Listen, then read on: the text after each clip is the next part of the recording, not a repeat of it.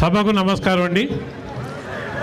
ఇక్కడ వేదికను అలంకరించిన జనసేన పార్టీ జనరల్ సెక్రటరీ, మాకు మిత్రుడు, సోదర సమానుడు నాగబాబు గారికి, తిరుపతి ఎమ్మెల్యే ఆర్ఎన్ శ్రీనివాస్ గారికి, తిరుపతి జిల్లా ఉమ్మడి జిల్లా అధ్యక్షులు డాక్టర్ హరిప్రసాద్ గారికి, వేదికలు అలంకరించిన మా తోటి జన సైనికులు, వీర మహిళలు, అలాగే నాకు ముందున్న వీర మహిళలు, జన సైనికులు, జనసేన కార్యకర్తలు, అలాగే తెలుగుదేశం భాజపా కార్యకర్తలు, మీ అందరికీ కూడా హృదయపూర్వక నమస్కారాలు చెప్తూ, మీరందరూ నాగబాబు గారు మాటలు చెప్తే వింటానుకున్నారు.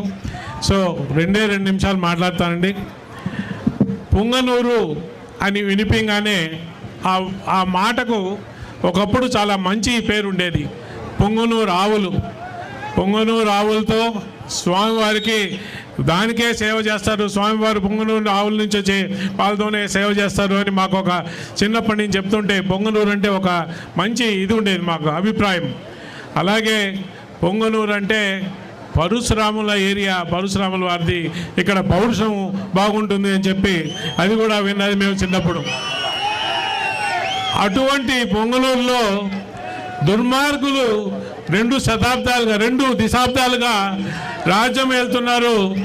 ఇక్కడ ఏమి జరిగినా వాళ్ళ కనుసల్లుల్లోనే జరగాల. ఇందాక మా డాక్టర్ గారు చెప్పారు, పాలు అమ్ముకుంటే మేము చెప్పిన రేటు అమ్ముకోవాలా, పళ్ళు అమ్ముకుంటే మాకే అమ్మాలా, మేము చెప్పిన రేటుకే అమ్మాలా, ఏమి చేసినా మా దీంట్లోనే ఉండాలా. మీరు కష్టపడి సంపాదించుకొని సాయంత్రం వేగి మేము మందు తాగుతా ఉంటే మేము చెప్పిన బ్రాండే తాగాల, మేము చెప్పిన బ్రాండు తాగి బాగలేదంటే చంపేస్తాం. ఇవన్నీ మాకు గుర్తున్నాయి.